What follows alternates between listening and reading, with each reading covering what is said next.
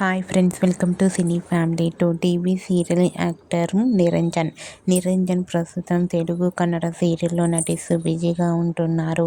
నిరంజన్ తెలుగులో గుడ్డ నిండా గుడిగంటలు సీరియల్లో హీరో క్రిష్ క్యారెక్టర్లోను అండ్ అలాగే కన్నడలో నిన్ను జోతే నన్ను కథే అనే సీరియల్లో అజిత్ నారాయణ క్యారెక్టర్లో నటిస్తూ తెలుగు కన్నడ ప్రేక్షకులను బాగా ఆకట్టుకుంటున్నారు.